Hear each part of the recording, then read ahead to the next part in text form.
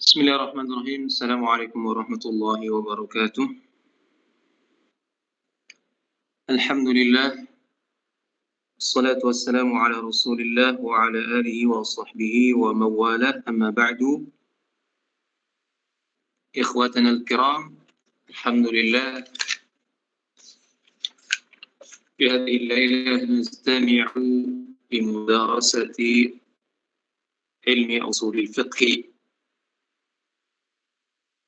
مر علينا بعض مباحثه، وتكلمنا في الدرس الماضي ما يتعلق بالخبر وأقسامه، فتطرقنا كذلك لذكر الخبر من حيث التواتر والآحاد،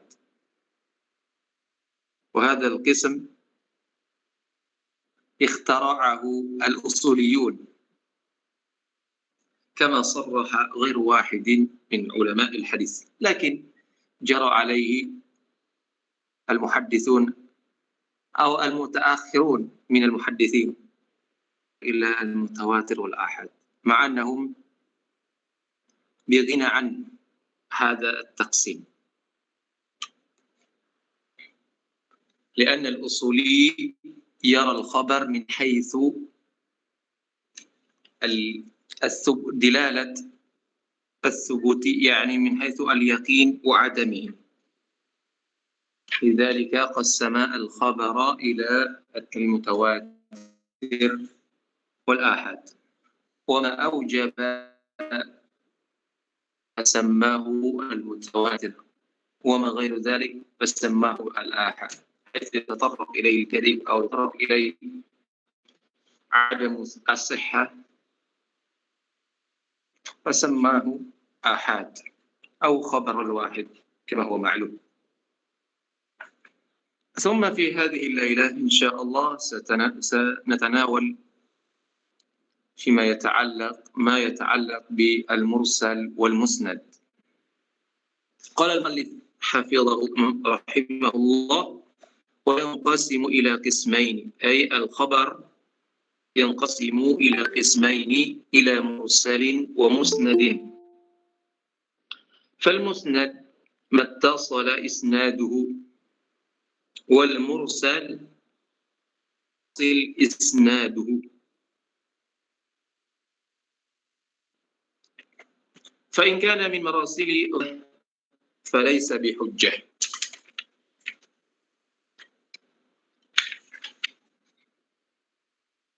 إلا مراسل سعيد بن المسيب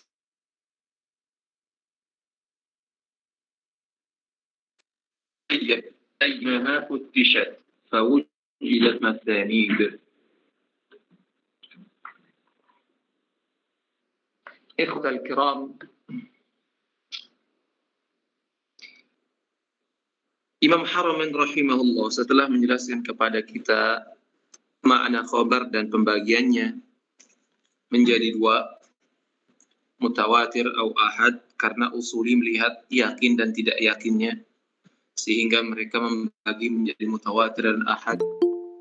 Yang kemudian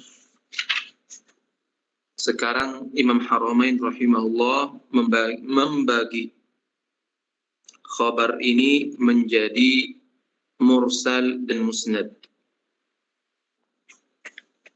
Kenapa mereka membagi khabar ini menjadi mursal dan musnad?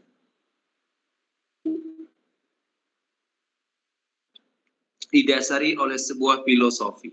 Jadi menjadi mursal atau musnad ini karena perawi itu akan menyebutkan silsilah atau setiap perawinya, silsilah sanadnya.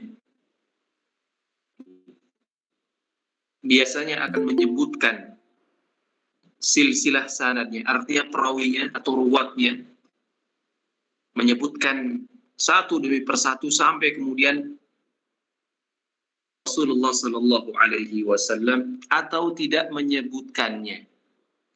Dalam artian disebutkan secara totalitas dan terkadang tidak disebutkan secara totalitas. Kadang ada yang misalkan satu tidak disebutkan, kadang ada dua tidak disebutkan. Nah, kajian usuli terbatas kepada dua hal ini, mursal atau musnad.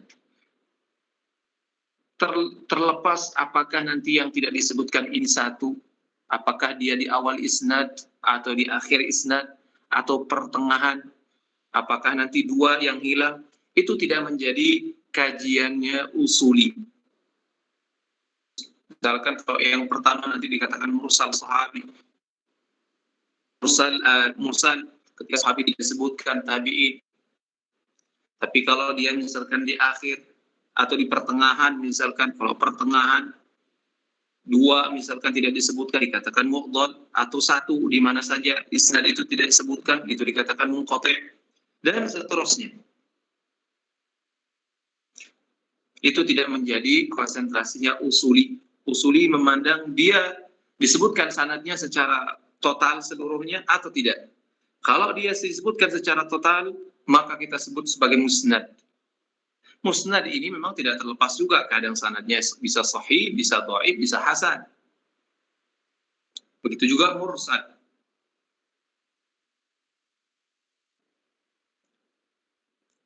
Jadi itu usuli. Dia melihat sanadnya disebutkan apa enggak seluruhnya, ini rawi. Kalau disebutkan, maka kami katakan itu musnad. Terlepas itu sahih atau tidaknya. Kalau ada yang misalkan ditinggalkan oleh serawi tidak disebutkan, maka itulah dikatakan mursal. Dan mursal ini tentunya ada dua, ada mursal sahabi, ada juga mursal ghairu sahabi. Artinya selain daripada sahabat seperti tabi'in, tabi'ut tabi'in dan seterusnya. Jadi kalau seandainya tabi'in mengatakan qala Rasulullah sallallahu alaihi wasallam, itu dikatakan mursal. Nah, mursal ini tabi'i ini, ghair sahabi ini, apakah dia hujjah atau hujjah? Ini yang disinggung oleh mu'allif di sini. Tapi secara langsung dia mengisyaratkan bahwasanya kalau seandainya mursal ini atau irsal ini terjadi antara sahabat, artinya sahabat sekalipun dia tidak langsung mendengar kepada Nabi, tapi dia mendengar dari sahabat yang lain, lalu dia menyandarkan perkataan itu kepada Rasulullah SAW, maka dikatakan makbul bittifaq. Namun sebelum kita sampai ke sana, penting kita mengurai satu persatu. Apa sih itu mursal? Apakah itu musnad? Jadi sebenarnya seharusnya musnad dulu kita utamakan dibicarakan sebelum membicarakan tentang mursal. Sebagaimana yang disebutkan oleh Imam Haramain. Fal musnad mattasala isnaduhu, katanya. Jadi musnad itu ketika sanadnya bersambung. Bagaimana bersambung itu? Ketika seluruh ruwatnya itu sebutkan secara total. Hadatsani fulan an fulan an fulan dan seterusnya. Sampai kepada qala Rasulullah sallallahu alaihi wasallam. Namun musnad itu kan diambil dari kata asnada yusnidu isnadan. Musnad ini apakah dia isim maf'ul atau isim masdar? Karena af'ala isim masdarnya bisa juga dengan masdar miminya, bisa juga dengan menggunakan muf'alun. Tapi yang dimaksudkan di sini barangkali adalah isim maf'ul daripada isnad. Nah, isnad itu apa sih artinya? Secara bahasa, isnad itu digunakan pada hal yang sifatnya hissi, bukan ma'nawi. Jadi kalau seandainya seseorang meletakkan badannya ke badan yang lain, itu dikatakan isnad. Jadi menyandarkan atau menyandarkan sesuatu. Kalau kita bisa juga kita gunakan misalkan kayu atau badan kita ke tembok. Itu bisa juga dikatakan isnad. Tapi itu sifatnya hissi. Lalu yang sifatnya hissi ini digunakan kepada makna yang sifatnya abstrak atau maknawi. Nah, oleh karenanya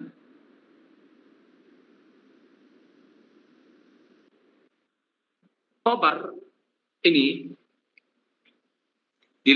jadi makna isnad ini kemudian diletakkan kepada orang menyandarkan perkataan atau ucapan atau pendapat dan seterusnya kepada orang lain sampai kepada pengucapnya yang pertama. Nah, ini yang dikatakan isnad. Oleh karenanya isnad ini menurut istilah ahli hadis didefinisikan sebagai riwayatu syakhsi an syakhsi ila aslil khabar. Jadi riwayatu syakhsi an syakhsi ila aslil khabar. Jadi periwayatan seseorang dari orang lain sampai kepada asal khabar itu sendiri. Artinya sampai kepada pengucap pertamanya. Jadi kalau ada hadis dari Nabi SAW, fulan dan fulan, fulan dan fulan, sampai kepada Nabi itu dikatakan sebagai al-isnad. Kemudian berkaitan dengan makna istilahnya seperti yang disebutkan oleh Imam Haramain itu sendiri. Jadi musnad itu apa? Mattasala isnaduhu. Adapun irsal atau mursal. Jadi irsal ini kan makna aslinya adalah al-itlaq, lepas artinya. Apa kaitannya dia dengan dengan maknanya yang secara istilahi yang disebutkan oleh Imam Haramain di sini? Mursal itu secara istilah artinya ma lam yattasil isnaduhu, artinya enggak bersambung isnadnya. Nah, apa kaitan makna lughawinya dengan makna istilahinya? Di mana makna irsal secara bahasa artinya al-itlaq, lepas. Dikatakan bahwasanya hubungan antara keduanya, antara makna lughawi dengan makna istilahinya adalah ada Imam Ibnul Firqah rahimahullah menyebutkan bahwa beliau mengatakan gini. Jadi orang yang enggak nyebut, katanya, enggak nyebut orang yang dia riwayatkan darinya,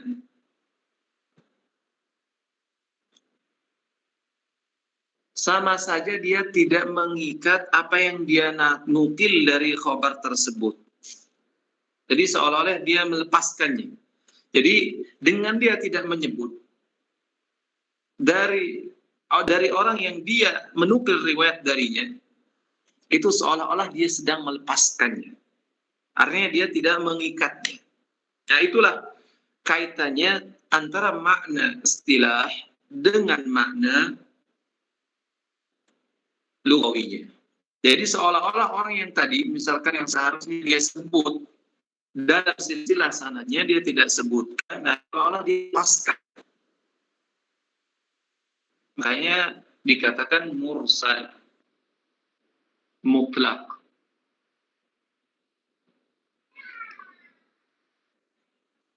Fa in kana min marasil ghairi sahabah radhiyallahu anhum falaysa bihujjah. Kemudian beliau menyebutkan langsung kepada sebuah permasalahan, bahwasanya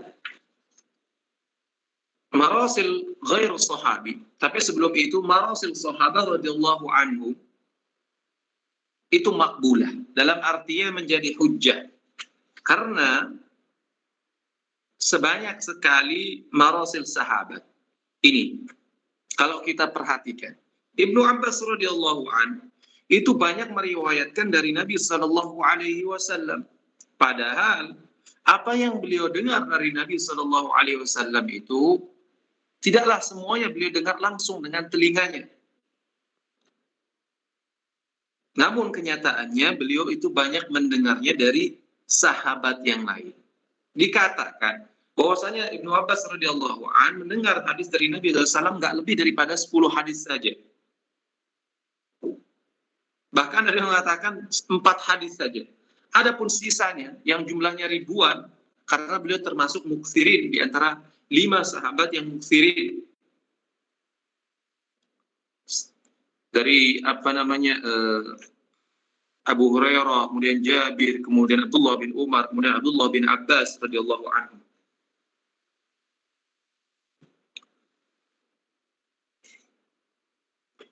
Oleh karenanya para ulama mengatakan diterima marasil sahabat atau mursal sahabi itu makbul.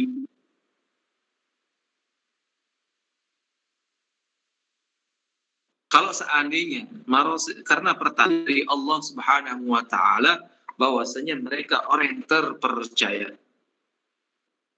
Jadi ini sudah menjadi garis merah yang nggak boleh dilewati. Sesuai dengan tazkiyah Allah Subhanahu wa taala.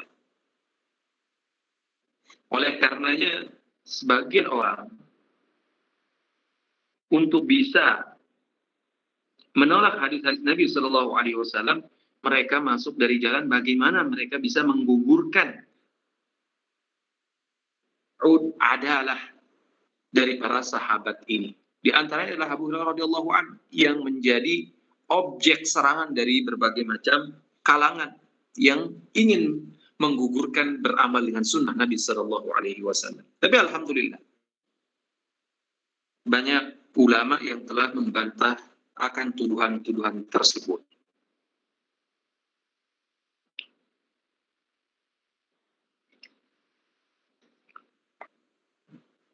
Kemudian yang kedua, ini berkaitan dengan mazhab Syafi'i sendiri, adalah fa in kana marasili ghairi sahabah falaysa bihujjah. Jadi pada hukum asalnya adalah mazhab Syafi'i rahimahullah bahwasanya mursal ghairu sahabi, artinya mursalnya tabi'in atau setelahnya tabi'in, bukanlah hujjah.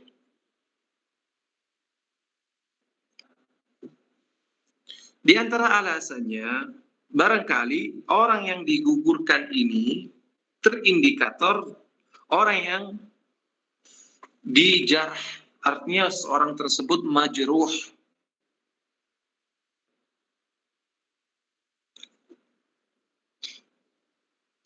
Kecuali, ada yang dikecualikan dalam hal ini.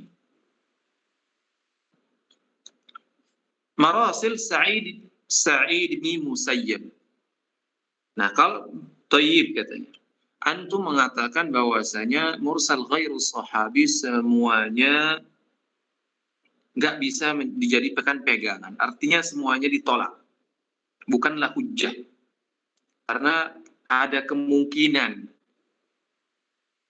kalau orang yang tidak disebutkan itu, as-saqit ini, merupakan rawi yang artinya memiliki cacat. Kalau dia memiliki cacat, maka ini bisa menjadikan sebab untuk ditolaknya khabar itu. Namun, dari itu secara global. Tapi, kami ada pengecualian, kata mazhab Syafi'i, yaitu mursal Sa'id bin Musayyib, di mana dia misalkan sering mengatakan qala Rasulullah sallallahu alaihi wasallam. Lalu kenapa diterima mursalnya Sa'id bin Musayyib ini? Berbeda dengan mursal yang lain. Mungkin ada misalkan seperti Hasan al-Basri atau yang lainnya dari kalangan ulama tabi'in. Kenapa khusus pada mursal Sa'id bin Musayyib ini? Dijawab oleh Imam Haramain rahimahullah, kenapa kami khususkan menerima mursalnya Sa'id bin Musayyib bin al-Musayyib atau Musayyib ini? Fa innaha futtishat fawujidat masanid, katanya, ani Nabi sallallahu alaihi wasallam. Ternyata setelah ditelusuri, ternyata seluruh atau hadis yang diriwayatkan oleh Sa'id bin Musayyib ini ternyata ada masanidnya, artinya ada sanadnya menyambungkan sebenarnya. Yang beliau gugurkan, tidak sebutkan. Dan ini yang mungkin setelah diteliti siapa sosok ini yang sering digugurkan. Di antaranya adalah Abu Hurairah radhiyallahu anhu. Kenapa Abu Hurairah? Karena Abu Hurairah ini merupakan mertuanya Sa'id bin Musayyib. Ini Abu Hurairah radhiyallahu anhu memiliki seorang putri yang putrinya ini menikah dengan Sa'id bin Musayyib. Jadi tatkala beliau meriwayatkan sebuah hadis lalu mengatakan qala Rasulullah sallallahu alaihi wasallam tanpa menyebutkan wasithah antara dia dan Rasul, karena kita yakin Sa'id bin Musayyib nggak mungkin bertemu dengan Nabi. Kalau dia bertemu dengan Nabi pasti sahabat, karena dia tabi'in, dia bertemu dengan sahabat. Ternyata setelah ditelusuri, dikorek, ternyata semuanya itu ada sanadnya. Nah, itu terhubungkan dari jalan Abu Hurairah radhiyallahu an. Oleh karenanya diberikanlah perhatian khusus, hukum khusus untuk musnad yang diriwayatkan dari jalan Sa'id bin Musayyib ini, atau mursal Sa'id bin Musayyib ini. Imam Syafi'i rahimahullah berhujjah dengan mursalnya Sa'id bin Musayyib, tidak berhujjah dengan mursal yang lainnya.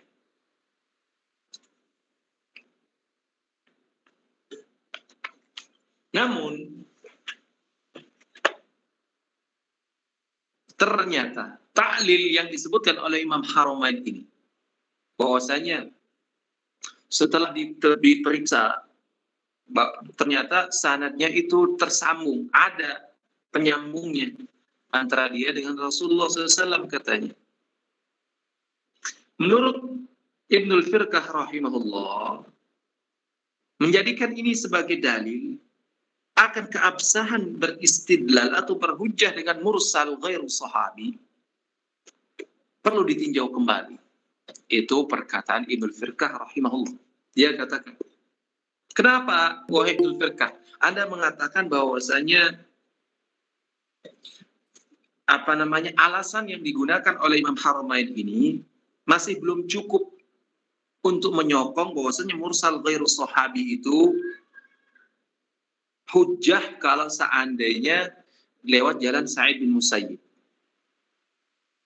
Kata Ibnul Firqah rahimahullah, dia katakan gini, kalau seandainya dia tampak atau dia misalkan telah buktikan, ternyata dia tersambung, ada sanadnya, tidak terputus, maka pada hakikatnya dia telah dia masuk dalam kategori musnad, bukan mursal.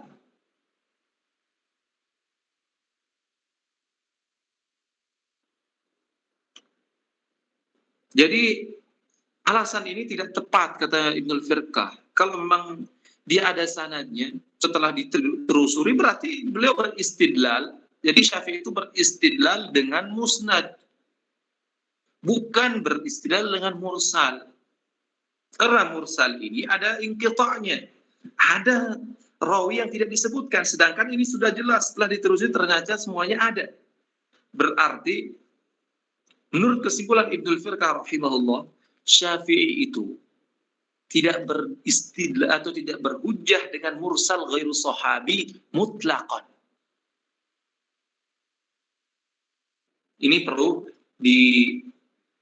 dicamkan atau diperhatikan. Jadi Asy-Syafi'i katanya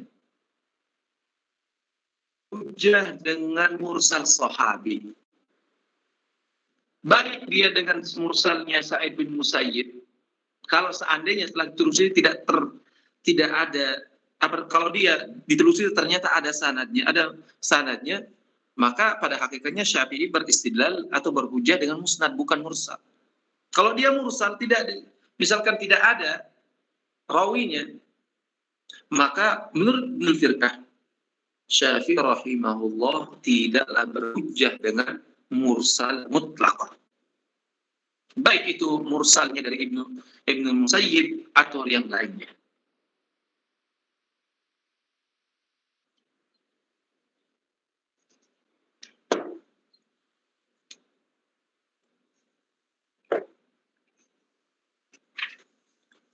Misal contoh katanya, di antara hadis yang diriwayatkan oleh Imam Syafi'i rahimahullah, bai'ul lahmi bil hayawan.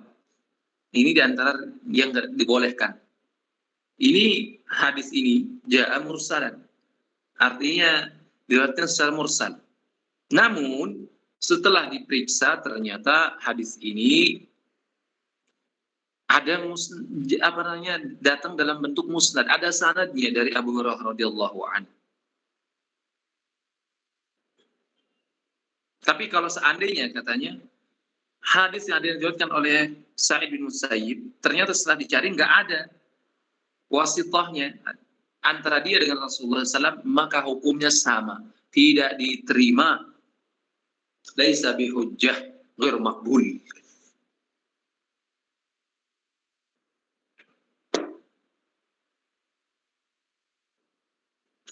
Namun bagaimana sikap ulama lain dalam hal ini? Artinya mursal ghairu sahabi. Ini dalam pandangan mazhab Syafi'i, menurut yang ditahrir atau ditahqiq oleh Ibnul Firqah, Ibnul Musayyib, mursal Ibnul Musayyib itu kalau ada sanadnya sampai Nabi, maka itu hujjah. Bukan karena mursalnya, tapi karena memang ada sanadnya, maka dia musnad. Tapi kalau nggak ada, maka mursalnya Ibnul Musayyib itu nggak diterima, bukanlah hujjah. Nah, bagaimana dengan ulama lain? Mursal ghairu sahabi ini hujjah apa enggak? Disebutkan bahwasanya Imam Malik, Imam Abu Hanifah, Imam Malik, bahwa mereka menganggap bahwasanya mursal ghairu sahabi ini termasuk hujjah. Dengan alasan bahwasanya orang yang adil, artinya adil itu, jika dia meriwayatkan sebuah hadis lalu tidak menyebutkan orang yang dia riwayatkan darinya, ini menunjukkan bahwasanya dia merekomendasikan. Ini bentuk ta'dil dia kepada orang yang dia riwayatkan darinya.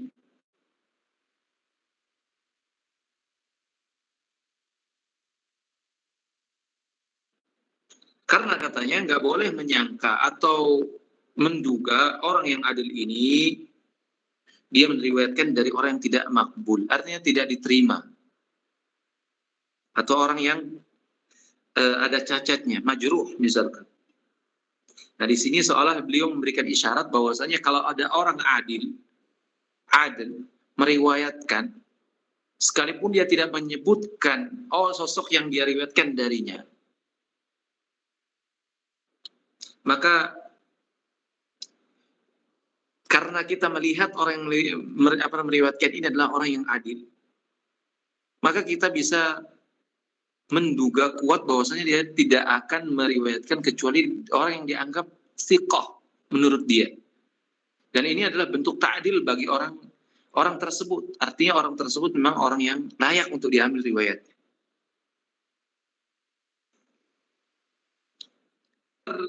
Juga mereka beralasan bahwasanya ulama di abad yang pertama itu banyak mereka orang-orang yang melakukan irsal ahadis katanya. Artinya mereka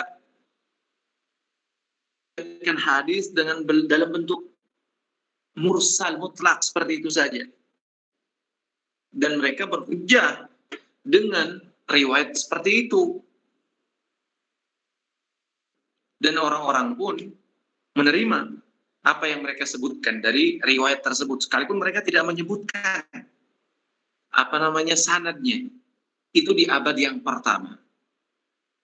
Dan hal itu banyak dilakukan oleh ulama tabi'in, seperti misalkan Hasan al-Basri, Sya'bi misalkan, Nakhai katanya, dan seterusnya.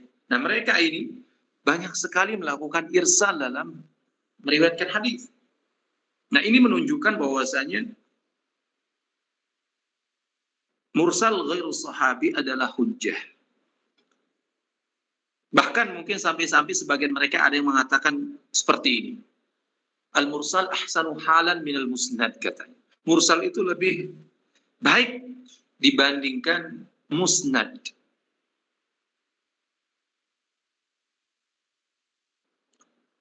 Karena apa?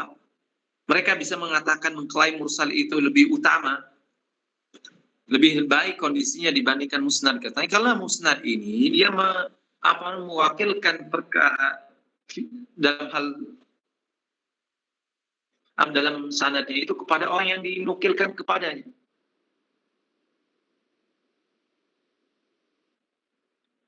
Sedangkan mursal ini dia telah meyakini. Jadi rawi ini sudah benar-benar akan kesiqahan orang yang diriwayatkan.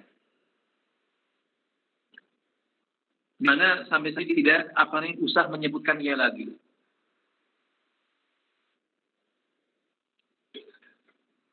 Nah, itulah katanya mursal itu lebih utama dibandingkan musnad. Karena si musnad ini dia mewakilkan masalah masalah rawi ini kepada orang yang dinukilkan kepadanya. Sedangkan musnad, kalau mursal itu rawi itu sendiri yang menjaminnya. Sampai-sampai dia tidak menyebutkan itu seolah-olah memberikan isyarat bahwasanya orang yang dia riwayatkan ini adalah orang yang adil, artinya orang yang thiqah, salih, credible, dan seterusnya.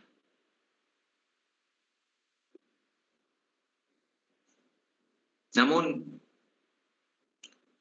dalil-dalil yang tadi disebutkan itu dibantah oleh mazhab Syafi'i atau ashab Syafi'i. Jadi ada seorang rawi yang tidak menyebutkan rawinya, yang diklaim bahwasanya itu menunjukkan sebagai bentuk ta'dil, artinya recommended, maka dibatalkan oleh istiqra'.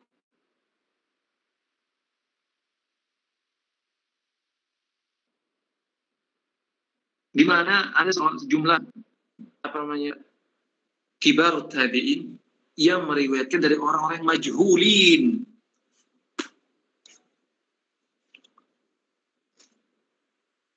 Begitu juga pada kesaksian orang lain itu bukanlah bentuk ta'dil. Sebagaimana seperti dalam hal syahadat, dalam perkara syahadat, jadi kalau ada syahid yang memberi kesaksian kepada syahid yang lainnya, nah itu tidak menunjukkan bahwasanya itu adalah ta'dil kepada syahadat asalnya. Begitu juga riwayat katanya.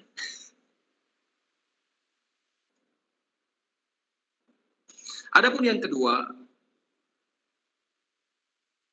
di antaranya katanya kemungkinan riwayat dari orang yang kalau seandainya disebutkan maka tidak akan diterima. Jadi memungkinkan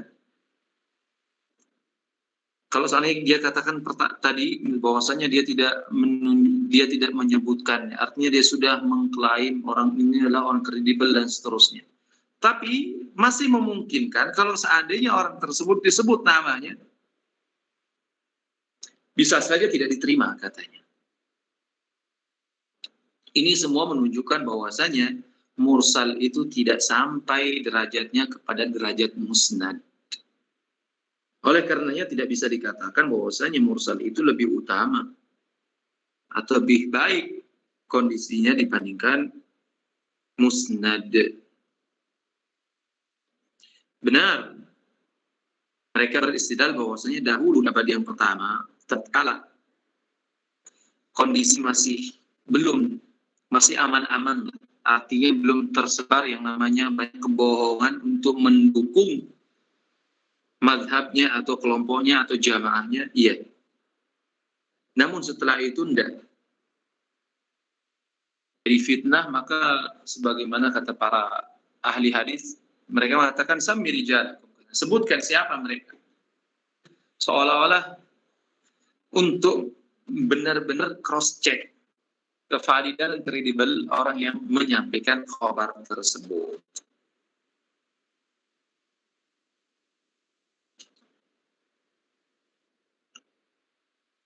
Dan seterusnya. Bahwasanya mursal itu, mursal ghair sahabi, hujjah menurut Abu Hanifah dan Malik, tapi tidak hujjah menurut Syafi'i rahimahullah. Baik itu mursalnya Sa'id bin Musayyib maupun yang lainnya. Adapun kalau dia mursal Sa'id bin Musayyib, kalau dia ada sanadnya, maka pada hakikatnya Syafi'i istidlal dengan musnad, bukan beristidlal dengan mursal. Artinya mursal bukanlah hujjah secara mutlak menurut Syafi'i, baik itu Sa'id bin Musayyib maupun yang lainnya. Kemudian Imam Haram mengatakan wal an'anatu tadkhulu 'ala al-isnad. Al-an'anah masdar dari an'ana yu'an'inu an'anatan. Maknanya artinya orang meriwayatkan dengan kalimat an. An-ana yu'an'inu mu'an. Nah, apakah an-ana ini hadis yang misalkan yang dia tidak secara sharih, secara eksplisit mengatakan haddatsani fulan atau min qala fulan dan sebagainya. Artinya tidak ada di sana tasrih bis sama'. Tidak secara secara terang benderang jelas dia apakah benar dia mendengar dari fulan atau tidak. Karena menggunakan an ini ada sedikit talabbus di sana.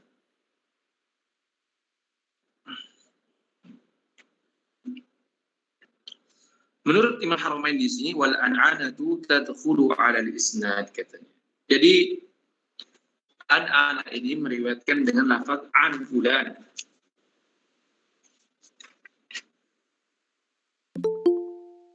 Dan al-an'anah tadkhulu 'ala al-isnad maksudnya bahwasanya an-ana ini tidak keluar dari hukum musnad kepada mursal.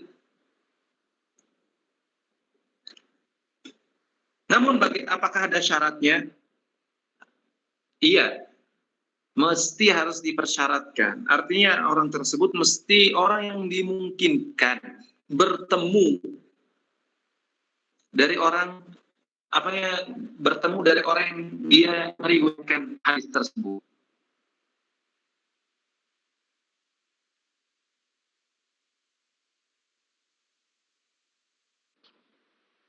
Tapi ada sebagian ulama yang lain mengatakan enggak, al-an'ana ini, ada hadis al-mu'an'an ini, dia masuk dalam kategori mursal. Kenapa alasannya? Karena rawi tidak terus terang menyebutkan samanya dari orang yang dia riwayatkan. Kalau demikian, maka dia masuk dalam kategori mursal, katanya. Di sini ada kesamaannya.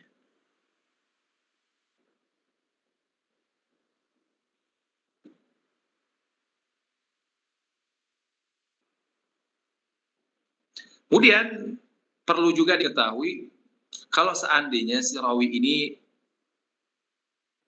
tidaklah meriwayatkan dari orang yang terindikator melakukan tadlis. Artinya bukan mudallis lah, orang yang dia riwayatkan darinya. Siapa sih orang mudallis ini? Antum perlu tahu. Jadi sebagaimana disebutkan ahli hadis, wa huwa alladhi rawa'a man lam yasma' minhu. Ini di antara muhiman annahu qad sami'a minhu, itu dikatakan mudallis. Jadi orang yang meriwayatkan dari orang yang dia tidak pernah mendengarnya, tapi seolah-olah dia pernah mendengar darinya. Jadi muhiman annahu qad sami'a minhu. Jadi dia mencitrakan kalau dia pernah mendengar dari. Nah, kalau demikian, kalau seandainya rawi yang dia riwayatkan darinya ini, yang dari jalan an-ana ini, kalau seandainya terindikator melakukan tadlis dalam riwayatan, maka la tuqbal an-anatu. Tentunya riwayat an-anahnya ini tidak bisa diterima.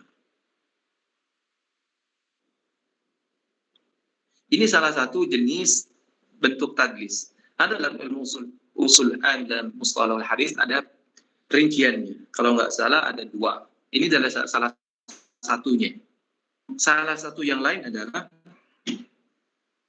dia mendefinisikan tadlis ini, bentuk tadlis adalah dia menyebutkan syekh yang dia meriwayatkan darinya dengan sebutan nama atau nasab yang dikenal. Agar orang menyangka bahwasanya bukanlah orang tersebut. Jadi ada orang dia mendengar dari misalkan si fulan dari si fulan, atau Muhammad atau Ahmad dari si Zaid. Nah, saja si Zaid ini disebutkan tidak sesuai dengan nama dan nasabnya. Agar disangka atau diduga bukan. Jadi Zaid ini bukanlah orang yang masyhur itu.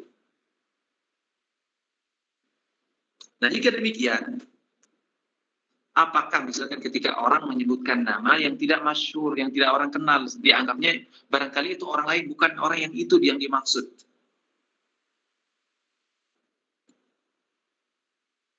Nah, apakah misalkan seperti itu termasuk qadih atau yang atau apa ya? Sirawi artinya membatalkan, menggugurkan kredibilitas si rawi itu.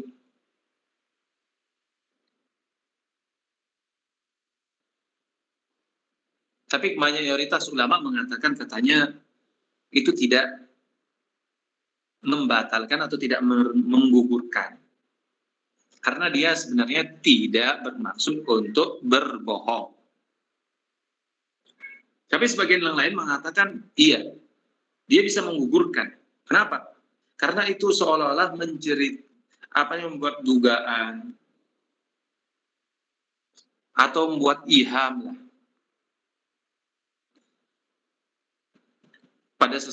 Padahal yang tidak dibolehkan.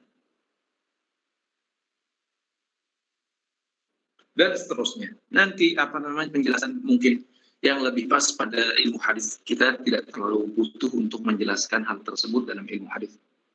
Kita langsung kepada turuk at-tahammul.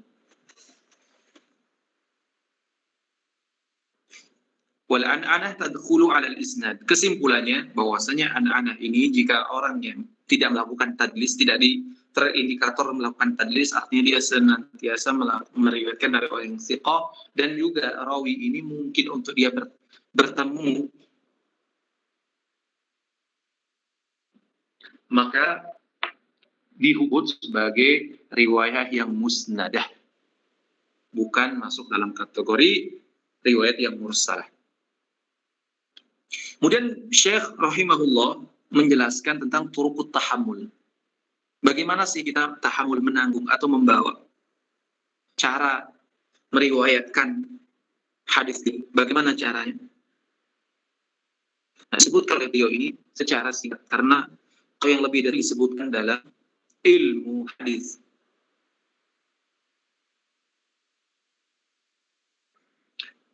Ini belum memberikan syarat.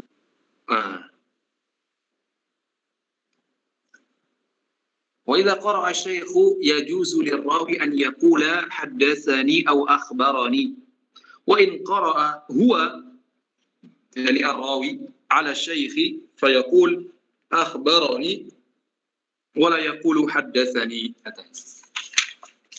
وإن أجازه الشيخ من غير رواية فيقول أجازني أو أخبرني إجازة. طرق التحمل قراءة الشيخ على طلاب على طالب على.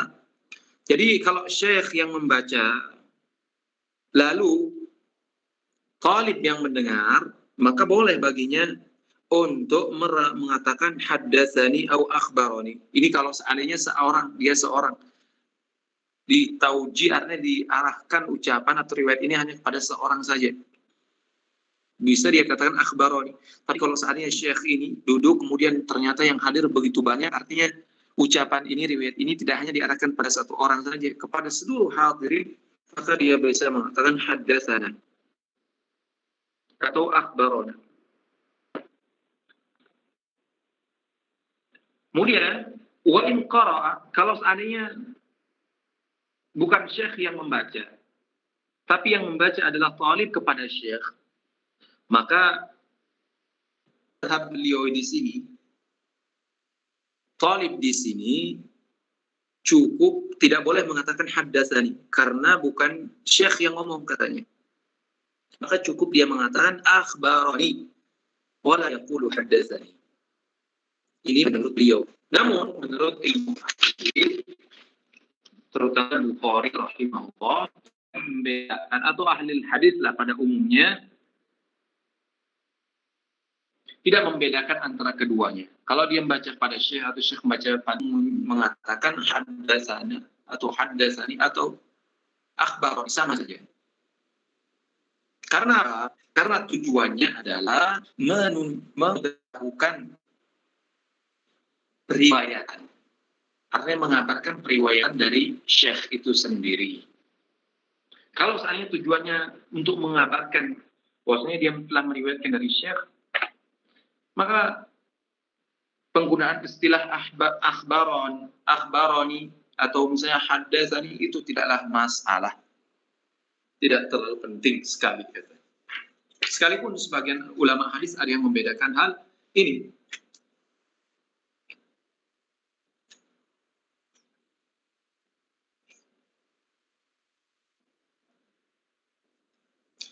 Kemudian wa in ajaza asy-syaikhu min ghairi qira'ah, kalau seandainya katanya min ghairi riwayah, maaf, wa in ajazahu asy-syaikhu min ghairi riwayatin fayaqulu ajazani aw akhbarani ijazatan. Jadi kalau seandainya syekh itu memberikan ijazah tanpa artinya ajazah, misalkan dia hanya mengucapkan kepada Anda misalkan ajaztuka tanpa mengatakan riwayatan anni, maka cukup antum mengatakan ajazani atau akhbarani ijazatan. Enggak boleh antum tambah-tambahin misalkan ajazani atau akhbarani ijazatan. Di riwayat fulan dan fulan enggak boleh. Cukup antum mengatakan ajazani atau akhbarani ijazatan. Karena beliau di sini menjelaskan secara detail wa in ajazahu syaikhu min ghairi riwayah. Ini tanpa harus ada riwayat, enggak ada tasrih mengucapkan riwayat. Jadi misalkan in ajazahu syaikhu riwayatan, maka dia boleh mengatakan ajazani riwayatan anhu. Boleh. Tapi kalau enggak disebutkan riwayatnya, maka enggak boleh dia mengatakan ajazani riwayatan anhu. Enggak boleh. Itu apa yang disebutkan oleh Imam Haramain rahimahullah. Jadi bab tentang khabar telah kita selesaikan. Artinya ini thariqut tahammul. Sebenarnya dalam ilmu usul yang lebih tinggi ini dijelaskan ada lebih detail daripada ini. Cuman di sini Imam Haramain karena untuk pemula maka beliau cukupkan hal yang sifatnya global. Padahal mungkin ijazah juga ada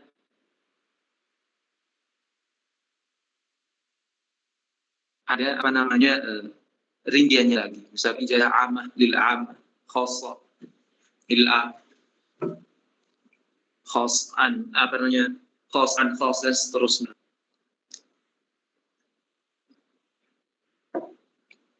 Lalu yang kedua, yang selanjutnya setelah beliau menjelaskan tentang khabar ini, beliau membahas tentang al-qiyaska. Ini merupakan penjelasan pembahasan yang sangat-sangat urgen. Dan pembahasan qiyas ini hanya antum dapatkan dalam ilmu usul fikih. Adapun pembahasan yang tadi khabar dibahas secara mendetail dalam ilmu shalihul hadis. Nah, ini di antara pembahasan yang khusus dalam ilmu usul fikih. Dan tentunya Imam Haramain ketika membahas tentang qiyas ini, beliau tidak membahasnya secara mendetail, tapi secara global. Kalau ingin mendetail, nanti dibahas dalam kitab yang lebih besar lagi. Dan disinilah seorang itu diuji pemahamannya dalam bab qiyas ini. Dia nggak mudah. Sebagaimana dinukil bahwasanya Imam Asy-Syirazi rahimahullah ketika merumuskan ketika istinbat dalam bentuk qiyas, beliau mengulanginya sampai 1000 kali. Itu Imam Asy-Syirazi rahimahullah yang memiliki beberapa kitab dalam ilmu fikih. Di antaranya syarahnya, begitu juga at-tafsirah. Dia punya kitab usul fikih, kitab jadal juga punya beliau, Al-Ma'unah fil Jadal misalkan, dan lainnya. Juga dalam kitab fikih Al-Muhadzab. Itu Imam Imam Asy-Syirazi. Jadi kadang mengulangi kiasnya sampai 1000 kali. Sampai benar-benar yakin dan tepat. Oleh karenanya,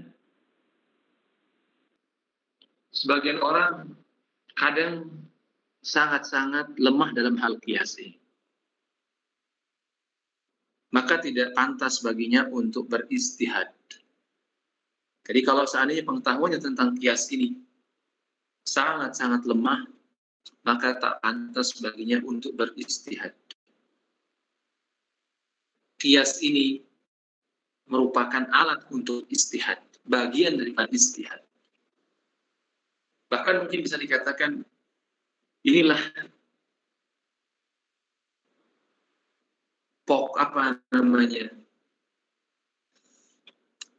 bahasa Indonesia yang pas. Pokoknya kalau orang ghoyahnya.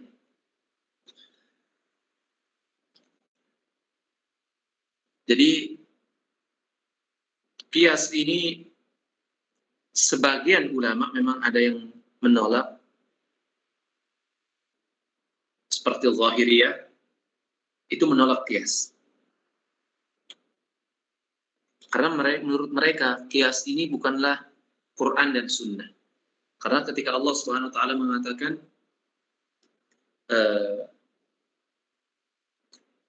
fa in tanaza'tum farudduhu ila Allah wa Rasul in kuntum tu'minuna billah. Mengajarkan ketika kita mendapati seseorang berkhilaf antara para ulama, maka yang kita disuruh untuk kembali kepada Quran dan Sunnah, bukan kepada kias. Ini menunjukkan bahwa kias ini merupakan ala Allah Ta'ala. Karena Allah mengatakan la tuqaddimu baina yaday Allah wa Rasul. Dan kias ini termasuk lanjang kepada Allah Subhanahu wa taala. Dan ternyata pendapat Zahiriyah ini diamini juga oleh sebagian ulama mu'asirin.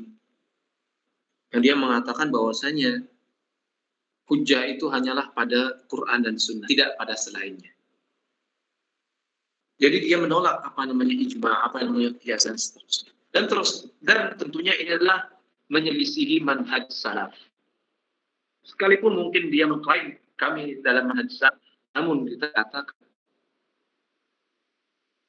qiyas ini merupakan di antara salah satu manhaj salaf yang digunakan oleh para sahabat. Bisa dikatakan ini adalah perkara ijma' di kalangan para sahabat. Mereka menggunakan qiyas.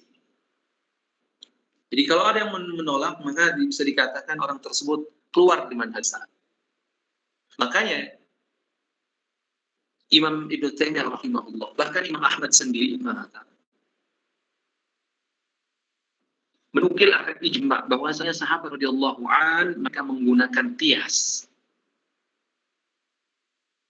Jadi kalau ada orang mengatakan dirinya berintisab kepada salaf, kemudian dia menolak qiyas ini dan cukup kepada qala Allah qala Rasul, maka dia telah jauh dari manhaj salaf.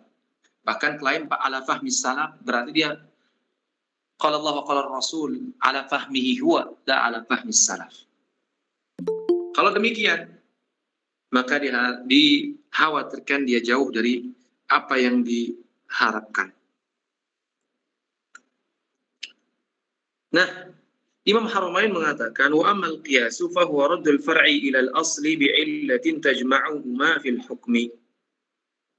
Jadi qiyas menurut Imam Haramain adalah raddul far'i ila al-asl, mengembalikan hukum fara' kepada hukum asal karena ada sebuah illat yang menggabungkan antara keduanya dalam hukum, dari sisi hukumnya. Secara bahasa, qiyas ini diartikan sebagai tashbih. menyerupakan satu dengan yang lain. Juga didefinisikan sebagai, juga diartikan sebagai at-takdir.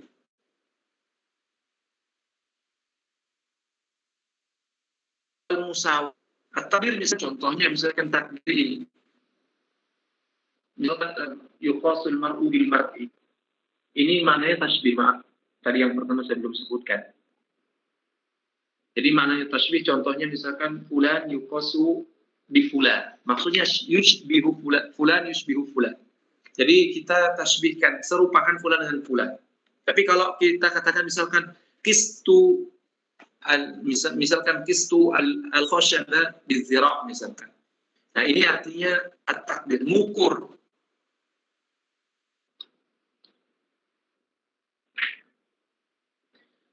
Ada definisi tentang qiyas seperti yang disebutkan oleh Imam Haramain. Ini adalah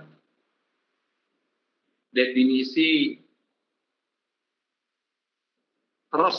resmi bukan hadlah. Tapi kita tidak akan menyebutkan berbagai macam definisi qiyas, tidak terlalu penting. Tapi amaliyah atau proses qiyas sebagaimana yang disebutkan oleh Imam Haramain di atas ini. Dia katakan bahwasanya yang namanya qiyas itu secara istilah adalah mengembalikan hukum fara' kepada hukum asal karena sebab illah yang menggabungkan antara keduanya. Contoh misalkan yang sering disebutkan. Contohnya apa?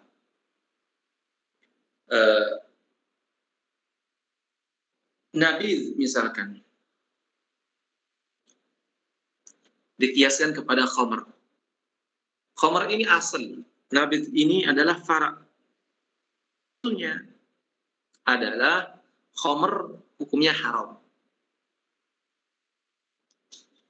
Hukum fara'nya nabi hukumnya adalah haram.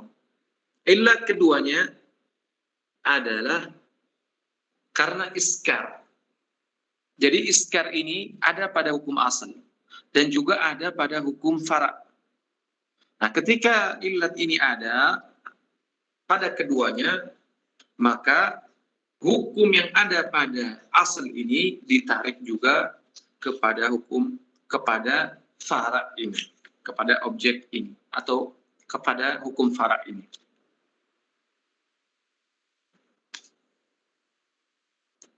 Atau misalkan di zaman saat ini, misalkan kita berikan contohan, nasi atau ubi lah. Kalau di zaman dahulu di Indonesia kita makan misalkan ubi-ubian atau jagung misalkan. Sebelum kemudian banyak orang bisa makan nasi. Dahulu orang makan jagung.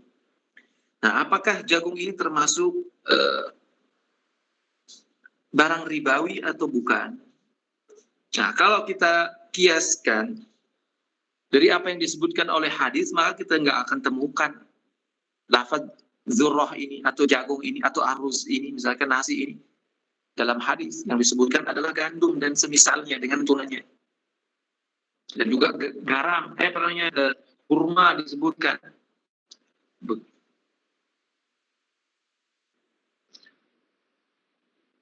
Tidak disebutkan di sana ada nasi ataupun disebutkan jagung.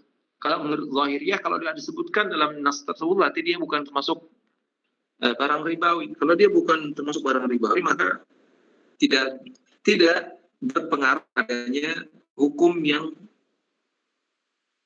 ada pada barang ribawi. Jadi kalau seperti jual beli beras misalkan 1 kilo dengan 2 kilo tidak masalah. Jagung 1 kilo dengan 2 kilo atau dengan 3 kilo terserah bebas. Tapi kalau ada nas ataupun gandum ini karena ada nasnya, maka mau dia bagus, mau dia jelek, 1 kilo ya 1 kilo, nggak boleh ada tambah. Tapi menurut jumhur, mereka ada mengistimbat, menangkap makna dari hadis tersebut. Kenapa sih gandum itu dijadikan sebagai barang atau komoditi ribawi? Nah, masing-masing memberikan ilatnya. Sebagian ada mengatakan enggak, karena karena dia sebagai makanan, seperti Syafi'i sebagai tu'am katanya. Kalau Malik mengatakan enggak, dia sebagai kut. Ada yang mengatakan enggak sebagai kail karena ditimbang. Seperti mazhab yang mengatakan wazan misalkan. Jadi kail. Jadi masing-masing melihat sesuai dengan cara pandangnya, perspektifnya. Anggaplah Syafi'i. Karena di antara yang menjadi makanan.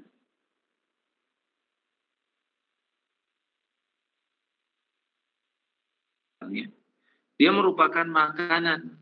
Kalau dia makanan, maka mungkin. Artinya makna ini ada juga pada makna bur tadi, gandum tadi. Kalau dia sama, maka komoditi ribawi yang berlaku pada bur ini berlaku juga kepada jagung atau beras ini. Karena masing-masing adalah makanan tuang. Seperti itulah proses kias yang dimaksudkan dalam definisi tadi. Sepertinya sudah sejam ini. Dan insya Allah pada pertemuan yang akan datang kita akan membahas macam-macam kias. Kias illah, kias dilalah, kias syabah. Apakah ada kenapa sih ulama membagi kias illah, kias dilalah, dan kias syabah ini? Lalu ada nggak perbedaan antara kias illah dengan kias dilalah dan kias syabah? Apakah kias illah ini hujjah, kias dilalah ini hujjah, kias syabah ini hujjah atau tidak? Dan apakah kias illah dengan kias dilalah ini satu jenis atau beda? Insya Allah mudah-mudahan kita jelaskan pada pertemuan yang akan datang, insya Allah. Tayyib. Mungkin ada yang ingin disampaikan atau ingin ditanyakan dalam kajian kita pada malam hari ini.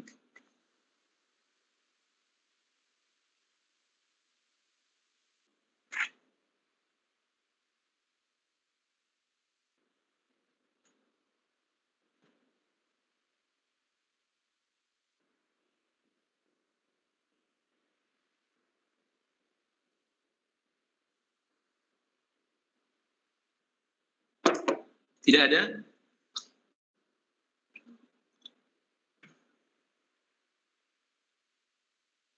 Tidak ada yang ditanyakan? Ada mungkin tambahan atau mungkin ada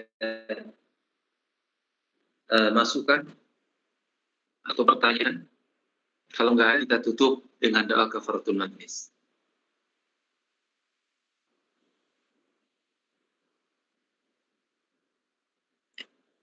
Baik, sepertinya tidak ada, kita tutup dengan doa kafaratul majlis. Subhanakallah bihamdika, asyhadu an la ilaha illa anta, astaghfiruka wa atubu ilaik. Assalamualaikum warahmatullahi wabarakatuh. Waalaikumsalam warahmatullahi wabarakatuh.